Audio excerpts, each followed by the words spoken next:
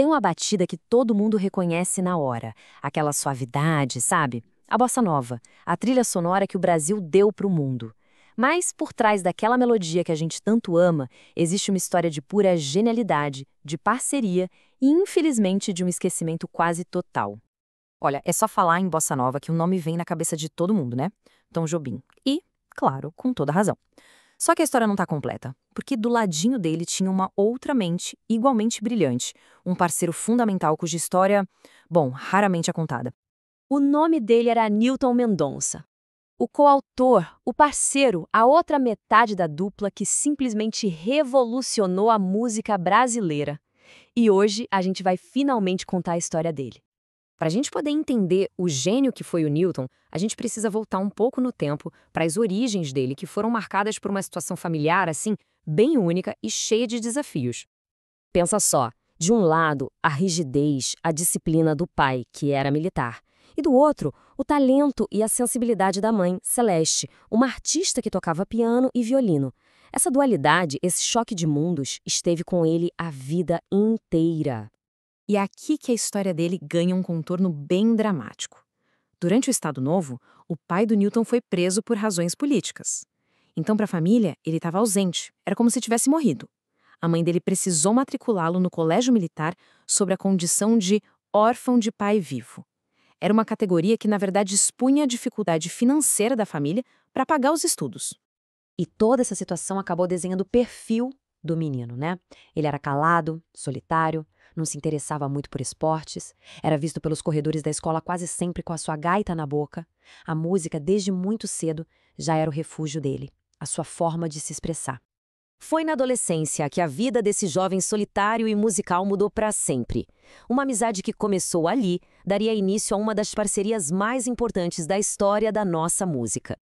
Eles se conheceram ali no bairro de Ipanema, os dois completamente apaixonados por música, principalmente pelo jazz que vinha dos Estados Unidos. Essa paixão em comum foi o que conectou esses dois futuros gênios. Essa frase da irmã do Tom Atreza descreve perfeitamente como era a dinâmica deles. Era uma parceria tão, mas tão intensa, que era quase impossível dizer quem fazia a letra e quem fazia a música. Eles compunham juntos, sabe, a quatro mãos, numa simbiose criativa total. E o resultado dessa parceria? Bom, o resultado foram canções que se tornaram imortais. Desafinado, que virou o hino do movimento. Samba de uma nota só, uma coisa genial na sua simplicidade. Meditação. Todas essas músicas nasceram dessa colaboração a quatro mãos. Mas ao mesmo tempo em que a música deles começava a explodir no Brasil, a vida pessoal do Newton tomava um rumo completamente diferente. Um rumo bem trágico. As dificuldades financeiras nunca o abandonaram. Ele tinha que trabalhar durante o dia e ainda tocar em boates e inferninhos à noite para conseguir complementar a renda. E essa rotina, misturada com um estilo de vida boêmio, começou a cobrar um preço muito, muito alto da saúde dele. A cronologia dos fatos chega a ser cruel. Em 1959, as músicas deles viram hits. No mesmo ano, ele sofre o primeiro infarto. Em fevereiro de 1960, Newton morre. Exatamente no momento em que a bossa nova estava ali, prestes a decolar para a fama internacional. Ele não viveu para ver o auge da sua própria criação. É inacreditável. Ele tinha apenas 33 anos. Uma vida, um talento gigantesco, interrompido de uma forma muito precoce e trágica, bem na véspera da consagração mundial. Essa história é comovente. Numa de suas últimas apresentações, alguém perguntou de quem era a música que ele estava tocando. Ele não pensou duas vezes, se levantou e se apresentou com orgulho. Um ato pequeno, mas muito poderoso, de autoafirmação. Um desejo de ser reconhecido pela sua arte. Depois que ele morreu, começou um processo longo e muito triste de esquecimento. E com isso, uma luta para restaurar o nome dele ao seu devido lugar na história da música. Com o Tom Jobim se tornando a cara da bossa nova no mundo todo, o nome de Newton Mendonça foi ficando para trás. Muitas vezes, as canções eram creditadas só para o Tom. A história estava sendo, de certa forma, reescrita, e uma de suas peças fundamentais estava sendo apagada.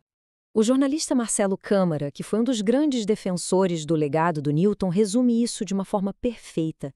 A inovação, a ruptura, a transgressão que definiram a bossa nova surgiram dessa parceria. Um não existiria, pelo menos não daquela forma, sem o outro.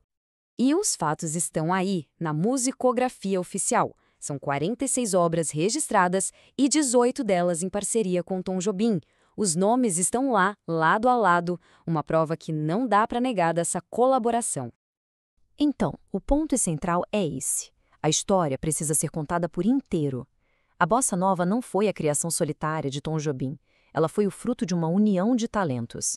E reconhecer o Newton Mendonça não diminui em nada o gênio do Jobim. Muito pelo contrário, enriquece a história e faz justiça aos dois. A história do Newton Mendonça serve como um lembrete para a gente sempre olhar além dos holofotes. Faz a gente se perguntar quantos outros gênios anônimos, quantos parceiros esquecidos, quantos criadores não celebrados existem por trás das grandes obras de arte que a gente tanto admira.